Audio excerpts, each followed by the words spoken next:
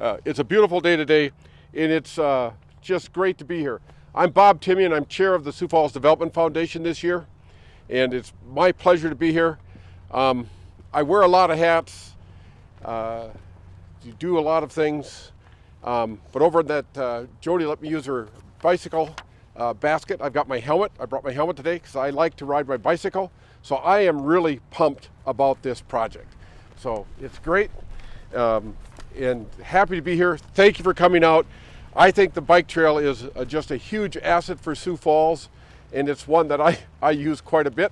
So as selfish as a person that I use it as much as I do, but I don't think it wears out.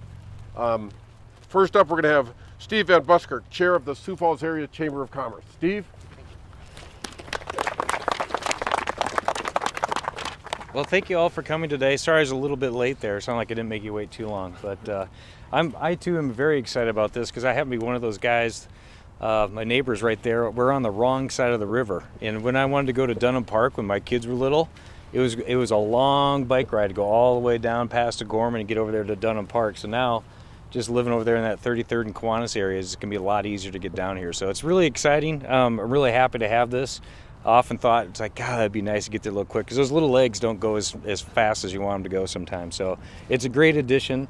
Thank you for the Parks Department and the Parks Board for, continuing to look forward to those connections that make a lot of sense for people like me that live on the wrong side of the river, and making our city a better place because, we all know that these quality of life projects, making Sioux Falls a better place to live is the reason why 5,000 people a year are coming to Sioux Falls to make Sioux Falls their home. And as a chamber, we're excited to see that because that's what we use to recruit people to come here. It's what we use to encourage our kids to stay in Sioux Falls and make their lives here and join our businesses to make us all successful. So thank you and congratulate all that have worked on this on behalf of the entire Chamber of Commerce. So congratulations. Thanks, Steve. Next up, Don Kearney, Director of Parks and Recreation for the City of Sioux Falls. Don? Well, thanks, Bob. Actually, next in line was supposed to be the mayor, but he got tied up in a meeting. So I'm going to provide some comments that the mayor asked me to pass along to you. One of the things in the 8 years that the mayor's been at the helm of the city is that he's been very proactive and very something that's been very high on his list was to make sure that we had good neighborhood connections to the main trail loop. And so we've done several of those over the years. But one of the things that he has always wanted to see happen was that making sure that the west side residents had good access to the bike trail, just like the east side does. And so he wanted me to convey that to you so that all parts of the city are served by the bike trail and they have good access. And to Steve's point, one of the beauties of this trail system is that you're not going to have to go south to get across the river all the way to 41st to go north. And so to be able to have this trail in place this summer or late fall or early fall will be a great addition to the bike trail system. But he apologized for not being able to be here, but this is an important project to him. One of the things I also wanted to share with you is that from time to time we'll periodically survey the Sioux Falls residents. We'll ask them what they think, what the needs are, what are their priorities for recreation services in our community. And hands down, every time we do it, the number one priority for them are trails. By far, it is the most popular requested amenity that we have from Sioux Falls residents, and it really comes as no surprise, really, because it allows people of all ages to be able to use it. It appeals to walkers, to joggers, to bikers, to rollerbladers. It appeals to skateboarders, to bird watchers. And the list goes on and on and on because so many different kinds of people with varied interests can use the facility. We're really thrilled that the project is underway, which will really provide a long-awaited trail project that has really kind of been hostage to a couple other projects.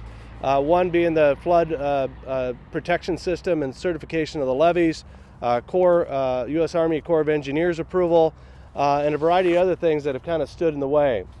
But one of the things that was one of the parties that was really critical to being allowed to move forward with this project and really make it a reality was the Country Club of Sioux Falls. Without their help and their permission to cross their property and provide us easements so that we could do so, we'd still be wondering when this project was ever going to get done. I got here 13 years ago, and it was probably the number one requested thing that I heard right when I first started. And again, due to a variety of challenges and other projects that needed to come before this one, we weren't able to get it done as quick as we would like, but obviously we're very thrilled. One of the things that it will do, it will go from Dunham Park at Marion Road. It will continue to progress east all the way to the Big Sioux River Dam that was put in. Right now there are gates across that dam, and so once we get this trail built, we'll then be able to open up those gates and get people across the river and provide them better access to the main trail loop throughout the city. Our off-street trail network is really one of a kind. We talk to people from from Sioux Falls that travel all over the country riding trail systems in other cities. And they always come back and said, I've yet to find one better than Sioux Falls. And the reason why they say that is that you can drive 20 miles and never have to cross a city street. You don't have to stop at a stoplight. You don't have to navigate traffic. And it's family friendly because of that.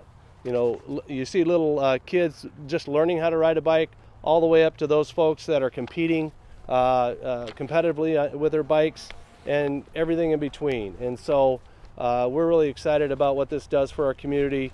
It meets that need that's been identified in our needs assessment. And again, we're very thankful that this project is underway.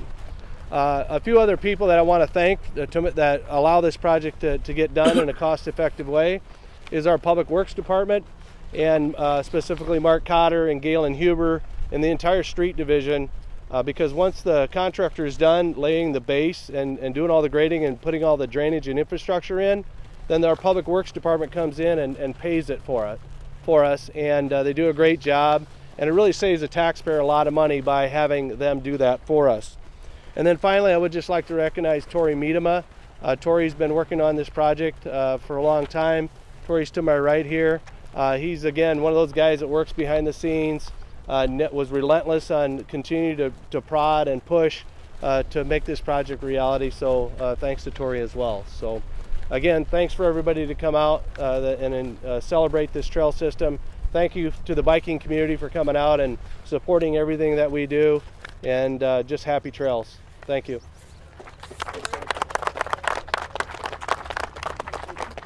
Next, we have Lorraine Lindquist, Chair of the City of Sioux Falls Parks and Recreation. Lorraine? Thank you. Wow, another great day for the City of Sioux Falls, and especially for those residents who call the west side of our city home. My husband and I have lived in our house on the east side of Sioux Falls for what will be 25 years now this summer, and I have to admit that I have kind of always taken access to our trails system for granted. We live near that wonderful 1.5-mile spur trail that goes along Southeastern Avenue and along the railroad tracks, and we make use of it. And I wish I had kept a log of how many miles over the years I've put in either running or walking or biking those trails. And the thing that I absolutely love about it is that it's ever changing. It's never the same thing when you're out on the trail from one day to the next. Depending on the seasons, the flow of the river, what you're going to see, whether it's deer crossing your path or waterfowl, even now the occasional eagle, which I think is pretty cool. In addition to using it for health and fitness, there's a few times every summer that we will take the trails and head downtown on a Saturday morning for breakfast or to go to the farmer's market, and sometimes on a random weeknight that we'll head downtown for an early dinner. And earlier this week, the city broke ground on the Levitt at the Falls project, which is in Falls Park West, and I'm already thinking about how great it will be to be able to bike to the Levitt facility and use almost exclusively be on the bike paths. And I'm really excited for a greatly expanded portion of our population here in the city to be able to take advantage of that same sort of access. I don't think it's a stretch to say that our bike trails are a crown jewel of our park system. Every February, our Park and Rec Board has an expanded meeting at which we discuss and recommend what we see as priorities for the department's capital improvement budget.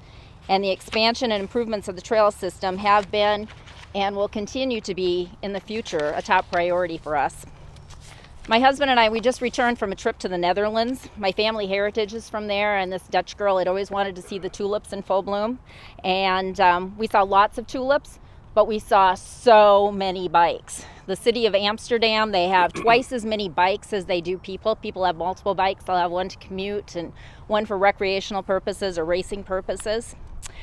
We may not take biking to the nth degree like the Dutch do, but there's no question that it is definitely rising in popularity here in our city, and that's evidenced by the fact that in 2017 our embedded trail counters showed over 1 million users, and that was broken down 55% as bikers and 45% who were runners and walkers.